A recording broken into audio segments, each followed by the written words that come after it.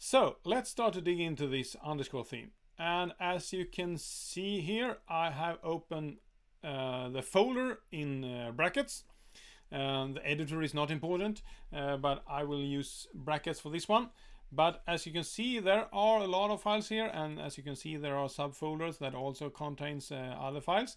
I will not go through all of them. I will come back to several of them later on, but I would like to start with the README because I think that you should try to go through this one, and because it has a lot of info that might be important. This one, though, you don't need to do because we don't need this one, because that one was kind of taken care of when we went to underscores.me. But the most important thing here, or maybe not the most important thing, but one really important thing is that it says that I'm a theme meant for hacking. So don't use me as a parent theme. So you're supposed to hack this theme. It's meant for hacking. So don't try to use this and create a child theme. Instead, you are supposed to edit the theme. And in WordPress, every theme needs an index.php. So let's start here. And here you can see in the beginning we have a get header, and then it's kind of outputs the main part, and this is pure HTML. As it is PHP, it's mixed, and then at the end we have the get sidebar and we have the get footer. All these functions that you see here are all part of WordPress. So there is nothing kind of specific for this theme at this time. The get header will, if you don't supply it with any parameters, it will hunt for a file called header.php and then execute that one, and so everything that is in the header.php will kind of be injected here. And the same with the sidebar and footer. So let's go to the header and see what happens here. Well, you can see here we have the start of the HTML document, and we have the head, and then we open the body, and then we also have an enclosing div. So here we have kind of a page wrapper that we can use. We also see that there are specific calls to functions here and there. And this one, if we start up here, is really important. Never ever remove that one, because this one, as soon as your theme or any other plugins says that, okay, I need to inject something into the head part, then it will be outputted here.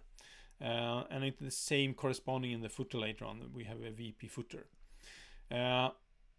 In this body, you see that we have something that is called the body class, and that is also a WordPress thing, and that outputs a lot of useful classes that we will see later on into the body.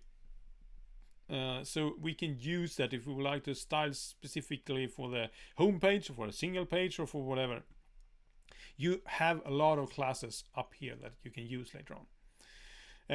Then I will kind of skip down to this part, because at the bottom here we have the navigation. This outputs the menu, and I will come back to that later on when we start to style this one, because I would like to spice this one up a bit, because as we will see later on, it doesn't look that sexy at the moment. Well, nothing looks sexy about this theme, but anyway, then after this one, the header, we will get the main part. And then later on we will also call the sidebar, and the sidebar is really small. It just wraps the sidebar in an aside element, and then you see that it says dynamic sidebar, and this is what is WordPress called a widget area, where you can output widgets. And before the block usage started to be common, and that means when we started to use Gutenberg as a layout method, then the widget areas were kind of parts where you could kind of inject small blocks. Now this one will maybe not be used that much anymore. I'm not sure about that. We'll see later on how this one will end up when WordPress will be fully blocked later on in the later versions. But at the moment, it might be a good idea to have it here. But you can also see here at the top, it says that is active sidebar. That means that if you don't have any content in this one, then it will return early. So then it will not output this one at all. Then in the end, we had the call to footer.php. And here you can see that we have a footer. In that one, you have a little bit of PHP. I will come back to this one and change this one later on. Here we close the div that we opened in header, and we also close the body and the HTML. Here you have this kind of corresponding VP footer, and this usually outputs JavaScript and stuff like that. And if you remove that one, you will never ever see the admin bar again. So don't ever, never ever remove that one. Keep that forever. So then, as you can see, there are a lot of files. And just to quickly, one more thing before we end this session, is that in this loop, you see that it calls something that is called get the template part. And it calls this from the template part / content and then get post type.